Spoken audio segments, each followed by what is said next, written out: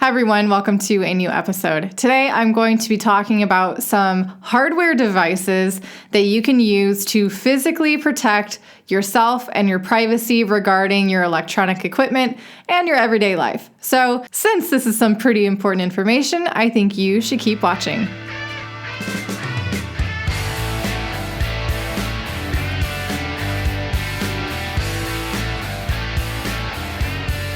All right, so I came across this pretty interesting article thanks to my friend Mike on Telegram. Definitely keeps me supplied with interesting links there. Thanks, Mike. Anyway, so the title of this article is Top Gadgets for the Security and Privacy Conscious or the Super Paranoid, which at this point we all know that being paranoid isn't too off base because more and more information is getting out of how your privacy is violated. So, interestingly enough, the very first item on this list is not a tinfoil hat. In fact, it's a pretty interesting one. I think it is a mic lock microphone blocker, which you can buy on Amazon for about $7, less than $10.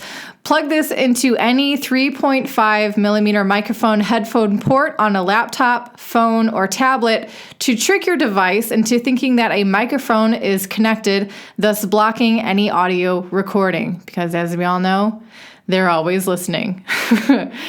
There's the paranoia coming out. Okay, the next one on the list is called the Lindy USB port lock, which essentially is a lock you can put into your USB ports on your computer, which will prevent someone else from being very sneaky and maybe inputting their own USB device onto your laptop without you noticing and somehow uploading a virus or access onto your laptop, which they can use remotely from there. So for those of you who are maybe going to crypto conferences or you think you might be in the realm of some hackers or some sneaky people, this might be something you should be using. Next up on this list are webcam covers, which I think are a great idea because you don't want anyone just being able to spy in on you whenever they want because you don't have your camera covered.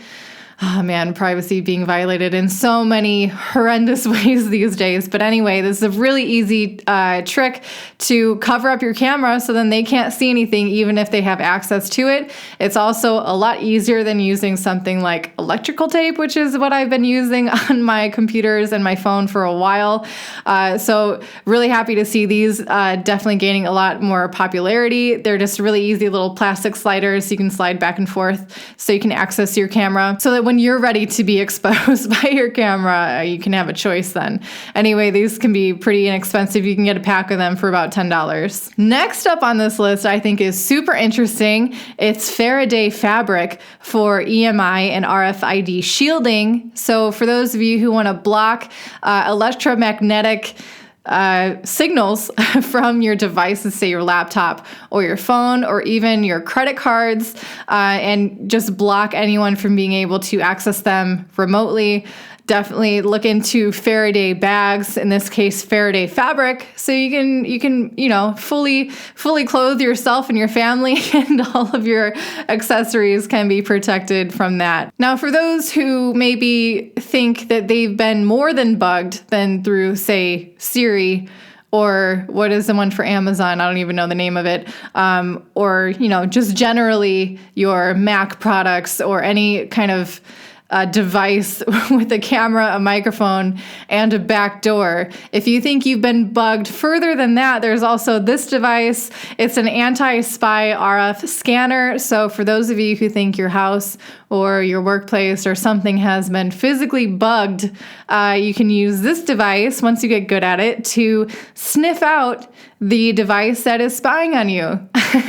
Oh, Alexa, that's it. So if those of you who use Siri or Alexa, those are the most common bugs being placed in everyone's homes today, just so you know. But if you think there's more than that, or you're curious, check out this device. Another good one is that I didn't even know this was a thing until I interviewed Naomi Brock, which I will be putting a link to that video here in the corner.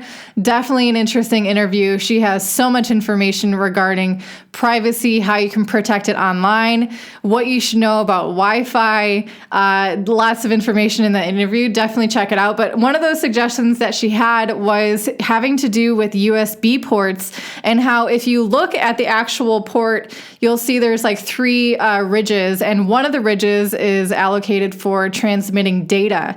So again, if you're going to things like a crypto conference, or if you're using any kind of like a public USB charging port, be careful there, because you could be transmitting or allowing access to the data that you're storing on the device that you have connected through that USB port. So if you want to protect yourself against that, you can get one of these PortaP. It's called a PortaP data blocker. It's pretty much an attachment you can put onto your USB, and it turns it into a non-data transmitting USB mail port that you can plug in to use public USB ports with some ease of mind. The other really interesting product I see on this website is called the APRA Aegis. I'm probably not pronouncing that right. Padlock Fortress FIPS USB 3.0 hard drive. And what this is, it's a hard drive that is protected physically with a padlock, kind of like a hardware wallet like Ledger or Trezor, that lets you only access the data physically using the device, using a password.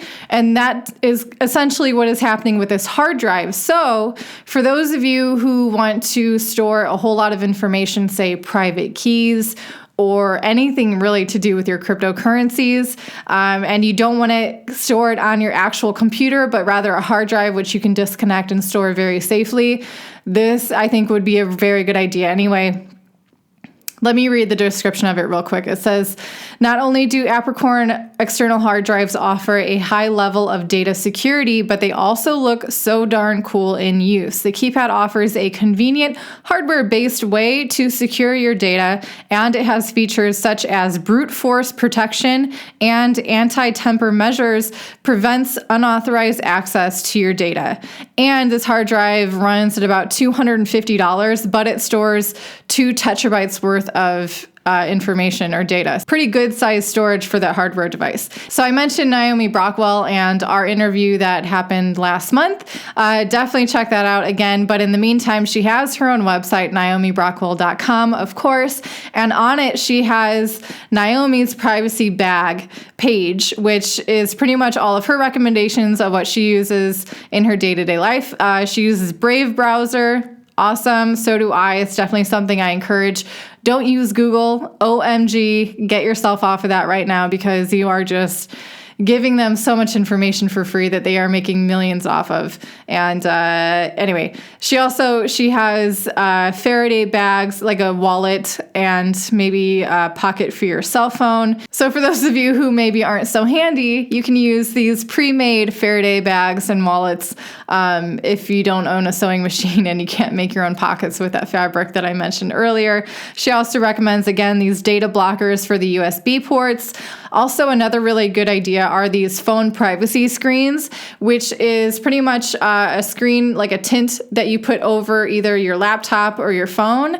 And what it does is it prevents anyone sitting in your peripherals to look in on your screen and see what you're doing. So anytime, hopefully you're not trying to access any kind of sensitive information in the public, but if you have to for whatever reason, this is a pretty good way to protect wandering eyes from seeing what the heck you're doing. And for those of you who'd like to read up on, what is happening, she also recommends a book, What Has Government Done to Our Money? How the Government Destroys Our Money. Recommended read. Easy to read, Austrian theory boiled down to its essentials. So for those of you who came into Bitcoin for the money and were, turned on to the Austrian School of Economics School of Thought, definitely check out this book. Also, I definitely recommend reading the Cypherpunks Manifesto. It was written by Eric Hughes back in the 90s. Way before the internet really started taking off. And they had the foresight then to understand the importance of your privacy when using tools like the internet and how that could potentially affect it, rightfully so. There's some serious foresight going on with the cypherpunks there. But definitely if you're wondering why privacy is such a big deal, definitely check out that piece of writing. It's not that long. It's about a page long anyway. Okay, so really quick, before I end today's video, I'd like to announce about the Bitflix and Chill movie night. It will be this coming Sunday, December 15th.